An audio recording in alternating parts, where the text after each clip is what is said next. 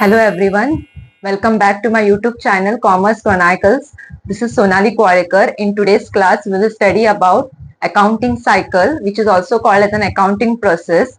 So whenever you study any subject in school, suppose you had studied English subject, right, in the school, you have not started directly with the sentence. You have started first with the alphabet, then words, then sentence, then paragraph, right?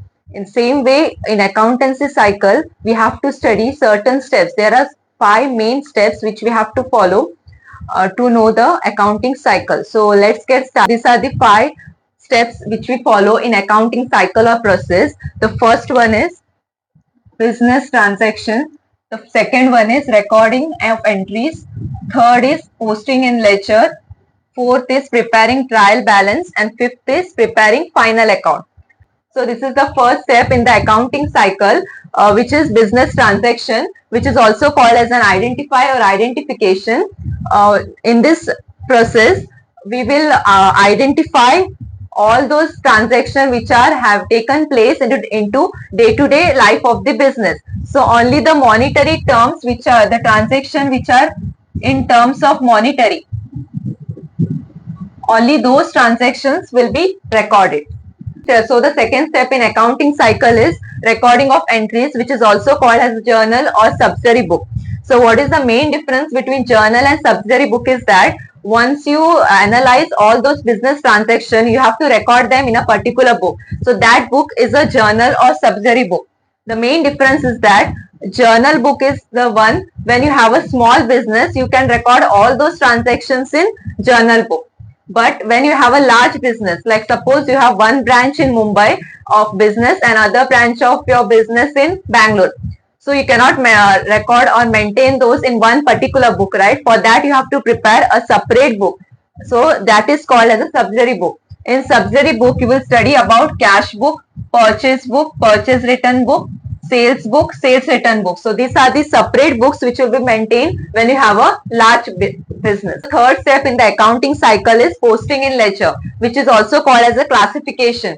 Like once you have identified the business transactions, and secondly when you have recorded those transactions in journals or subsidiary book, the third step will be you have to maintain separate accounts. That is, we have to classify those into separate account. That is called as a ledger. Fourth step will be preparing the trial balance, where you will make trial and error method. Whether the balances of debit and credit are equal, you will identify it here. But this is not your final step. Before proceeding to your final step, you have to make your trial and error method in your account. So the last step in accounting cycle is preparing final account. So in this account, we have to prepare the 3 main accounts. Those are trading account, profit and loss account, and balance sheet. So trading account is prepared to know the gross profit or loss of the business. And profit and loss account is prepared to know the net profit or loss of the business.